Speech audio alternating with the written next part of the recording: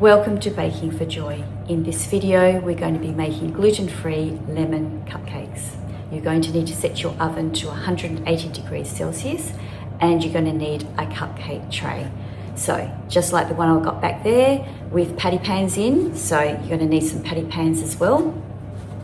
This is a really simple recipe, very delicious as well. And obviously, as I said, it's gluten-free. If you enjoy this video, please press the like button. And of course, don't forget to hit the subscribe button. Okay, if you're ready, let's bake.